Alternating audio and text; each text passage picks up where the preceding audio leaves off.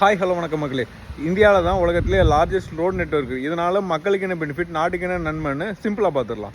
புள்ளி விவரப்படி பார்த்தீங்கன்னா இந்தியாவில் மொத்தம் 67 லட்சம் கிலோமீட்டர் தூரத்துக்கு ரோடு போட்டிருக்காங்க. இந்த ரோடை பார்த்தீங்கன்னா மூணாக பிரிக்கலாம்: ஸ்டேட் ஹைவே, நேஷனல் ஹைவே, அதுக்கப்புறம் பார்த்தீங்கன்னா ரூரல் அண்ட் டிஸ்ட்ரிக்ட் ரோடு. இதில் முக்கியமாக நம்ம நோட் பண்ண வேண்டியது ரூரல் அண்ட் டிஸ்ட்ரிக்ட் ரோடுன்ற செக்மெண்ட் பார்த்தீங்கன்னா அதுதான் மொத்தத்தில் 80% தூரம் கவர் பண்ணுது. இந்த மாதிரி ரோடு போடுறதுனால மக்களை கவர்மெண்ட்டோட ஈஸியாக இணைக்க முடியும்.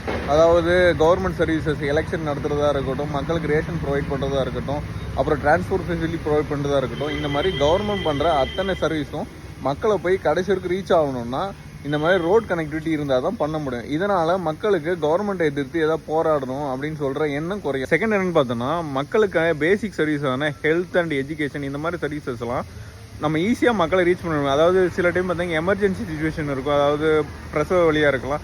இந்த மாதிரி நேரத்தில் ரோடு கனெக்டிவிட்டி இருந்தால் ஈஸியாக ரீச் பண்ண முடியும். அப்புறம் இந்த எஜுகேஷன் சொன்னோம் இல்லையா, எஜுகேஷன் பார்த்தீங்கன்னா சில இடத்துல கரெக்டான ஸ்கூல்ஸ் இருக்காது, மக்கள் வேறு ஸ்கூல் போய் படிக்கணும்னு நினைப்பாங்க.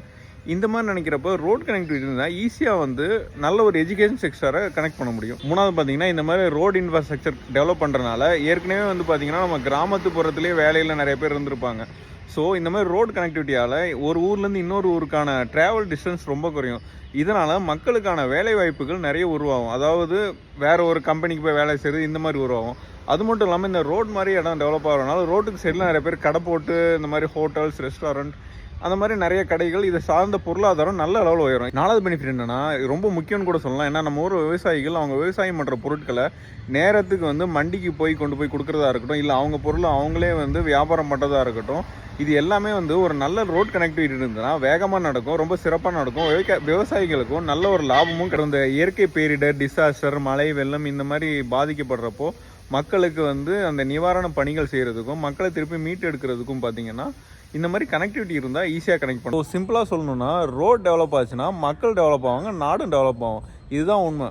பட் இது எல்லாமே நல்லபடியாக தான் போயிட்டு இருக்கா இல்லைன்னு தான் சொல்லணும். ஏன்னா நம்ம நாட்டில் ரோடு நல்ல லெவலில் டெவலப் ஆகிருக்கு. ஏன்னா உலகத்துலேயே நம்ம தான் பெரிய ரோட் நெட்வொர்க் வச்சுருக்கோம். அது இல்லைன்னு சொல்ல முடியாது. பட் நம்ம விஷயம் ஃபோக்கஸ் பண்ண வேண்டியது என்னென்னா குவாலிட்டி ஆஃப் த ரோட். அதாவது ரோடு போடுறப்போ நம்ம ஊரில் குவாலிட்டி சுத்தமாக சரியில்லை, இன்ஜினியரிங்கும் சரியாக பண்ணுறதுமே கிடையாது. இன்னொன்று பார்த்தீங்கன்னா, ஒரு சின்ன மழை வந்தாலும் அந்த ரோடு டேமேஜ் ஆகிடும்.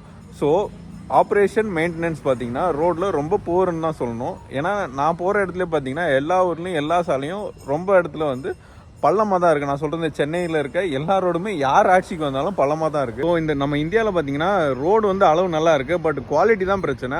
அந்த பிரச்சனையை சால்வ் பண்ணணும்னா நம்ம தான் கவர்மெண்ட்டை ரெக்வஸ்ட் பண்ணணும். இந்த வீடியோ உங்களுக்கு பிடிச்சிருந்தாலும் லைக், ஃபாலோ, ஷேர் பண்ணிடுங்க. மறக்காமல் கீழே கமெண்ட் பண்ணிடுங்க.